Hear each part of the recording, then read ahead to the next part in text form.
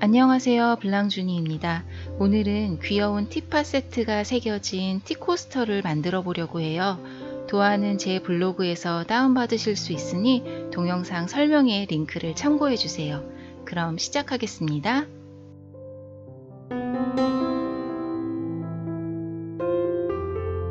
티코스터를 사각형 모양으로 만들려고 하는데요.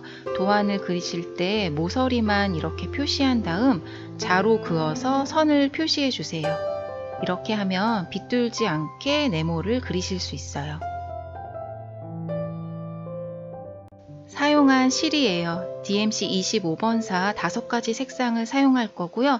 저는 티코스터 뒷면으로 사용할 예쁜 꽃무늬 원단도 준비해 보았어요. 3362번 두 가닥으로 백스티치를 할게요. 시작점보다 한 땀 앞에서 바늘을 가지고 나오세요. 이제 바늘을 시작점으로 되돌아가서 넣어주세요. 첫 번째 땀에서 또 한 땀 앞에서 바늘을 가지고 나오고 이제 한 땀을 되돌아가서 앞땀 끝에 바늘을 넣어주세요. 백스티치는 이렇게 한 땀을 앞서 나가고 다시 되돌아오는 스티치예요. 바느질의 박음질과 같은 방식이에요. 이번 도안에서 아주 많이 사용하게 될 스티치입니다.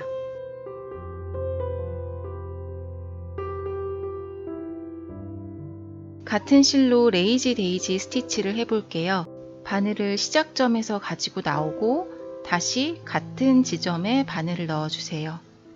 실을 완전히 잡아당기기 전에 이렇게 커다란 실고리가 만들어지면 끝지점으로 바늘을 가지고 나와서 당겨주세요. 만들어진 고리 바깥에 바늘을 넣어서 이 실고리를 고정시켜 주세요. 레이지 데이지 스티치입니다. 도안에 따라 잎사귀들을 레이지 데이지로 수놓아 주시면 돼요.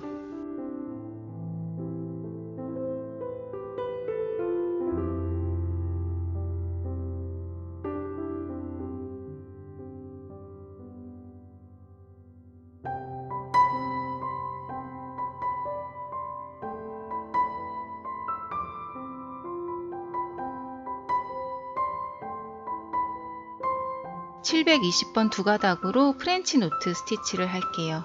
바늘을 가지고 나오고 바늘의 실을 이렇게 2번을 감아주세요. 바늘이 나온 구멍 살짝 옆에 바늘을 넣고 바늘을 빼기 전에 실을 잡아당겨서 바늘의 실을 밀착시켜 주세요. 잡아당긴 실을 원단에 붙여 살짝 눌러 잡아준 상태에서 바늘을 잡아당겨 주세요.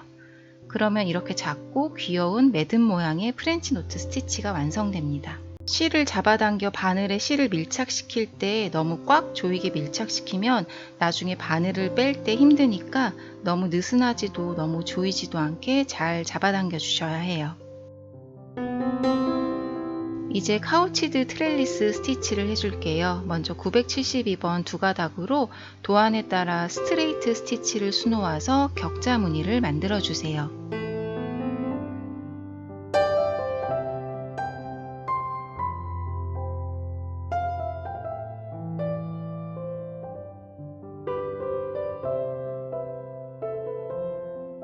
이제 720번 두 가닥으로 스트레이트 스티치가 교차되는 지점마다 짧은 스트레이트 땀으로 잡아주시면 됩니다.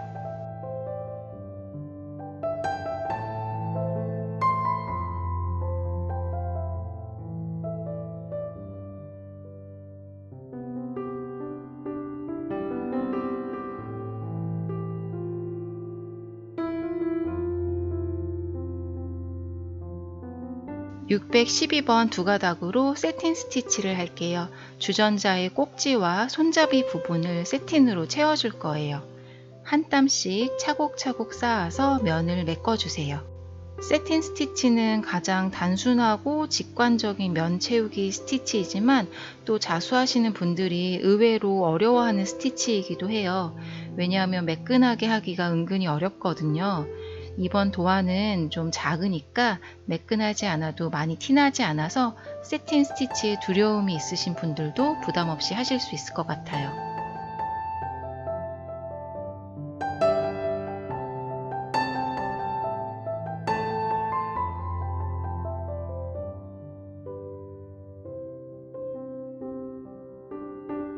같은 색상으로 아까 수놓은 카우치드 트렐리스 스티치 위아래를 백스티치로 감싸주세요.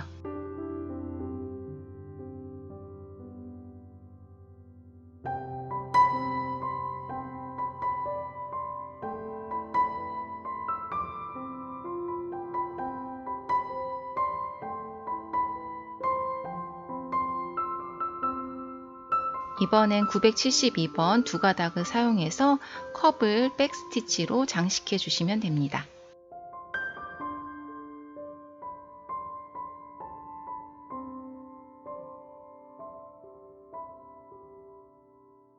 자, 이제 수놓는 부분은 거의 다 했어요.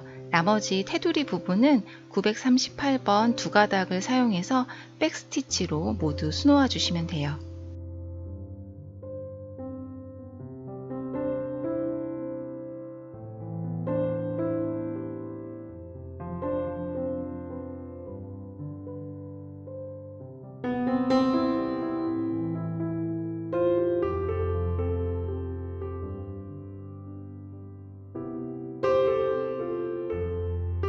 (3362번) 네 가닥을 사용해서 티코스터의 테두리를 휘프트 러닝 스티치로 꾸며줄게요. 먼저 러닝 스티치를 해주세요. 러닝 스티치는 바느질의 홈질과 같은 방법이에요. 여기서는 땀의 길이를 0.5cm로 잡았고요. 한 땀 놓고 건너뛰어 또 한 땀 놓고 이렇게 러닝 스티치를 먼저 해주세요.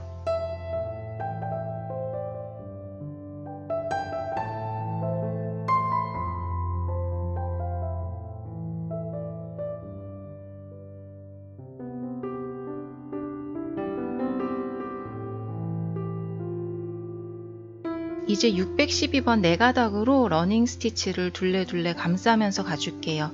첫 번째 땀의 중간 옆에서 바늘을 가지고 나와서 그 다음 땀의 안쪽에서 바깥쪽으로 바늘을 통과시켜 주세요. 원단을 통과하는 게 아니라 땀 밑을 통과시켜 주는 거예요. 자, 다시 그 다음 러닝 스티치 땀 아래를 안쪽에서 바깥쪽으로 통과시켜 줍니다. 바늘을 통과시키는 방향은 바깥쪽에서 안쪽으로 들어와도 상관없는데요. 중요한 건 방향을 정했으면 동일하게 쭉 진행해 주셔야 해요. 모서리를 넘어갈 때는 마지막 땀 중간으로 바늘을 넣어서 일단 그 선을 마무리하시고 모서리에서 다시 나와서 계속 이어가시면 됩니다.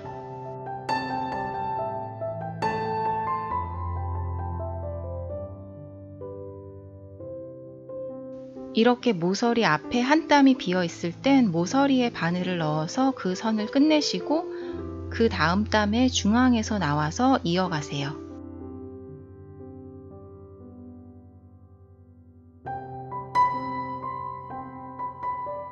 이렇게 자수는 완성했고요. 저는 티코스터 뒷면을 이런 꽃무늬 원단을 사용해서 만들어 보려고 해요. 이렇게 원단의 앞면이 서로 마주보게 두고 바느질해서 만들 거예요. 근데 이제 바느질을 하려면 뒷면에 외곽선이 보여야 하는데 지금 잘 안 보이잖아요. 이럴 땐 시침핀으로 모서리마다 꽂아서 꼭지점을 표시한 다음 선을 그어주면 간단하게 뒷면에도 바느질 선을 표시할 수 있어요.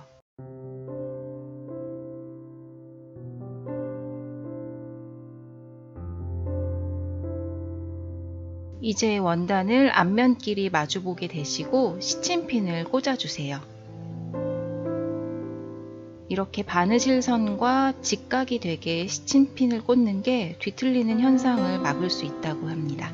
시침핀으로 고정시킨 다음에 창구멍을 5cm 정도 남기고 박음질로 바느질을 해주세요.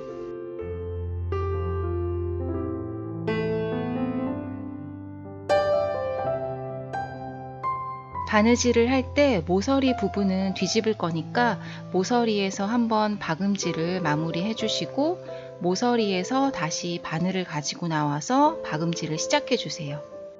백스티치를 수놓듯이 그냥 모서리 넘어서 한 땀 앞에서 시작하시면 뒤집어서 바느질 선이 보일 수 있잖아요. 지금은 자수 타임이 아니라 바느질 타임입니다. 5cm의 창구멍을 남기고 바느질을 끝내주시고요. 시접을 0.78cm 정도 남기고 원단을 정리해 주세요.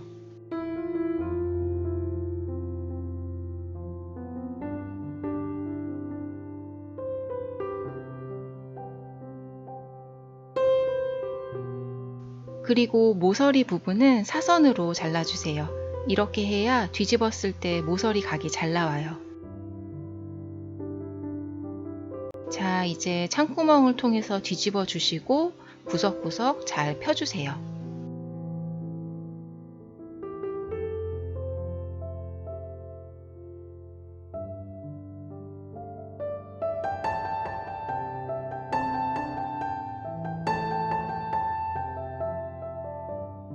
이제 창구멍을 막아주면 되는데요. 그 전에 먼저 다림질을 해서 원단의 각을 잡아 놓으면 더 수월하게 예쁘게 하실 수 있어요.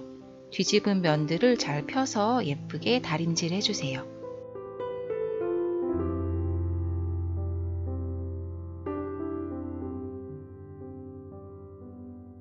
이제 창구멍을 공구르기로 막아주세요.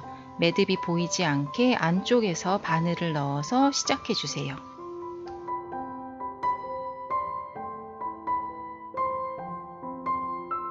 앞면과 뒷면을 살짝씩 번갈아 떠서 바느질 해주시면 돼요.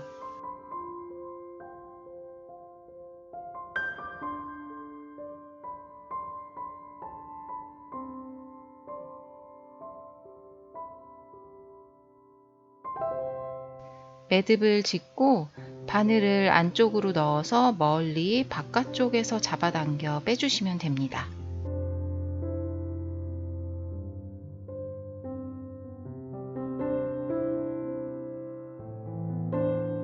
귀여운 티팟 세트가 수놓아진 티코스터를 완성했습니다.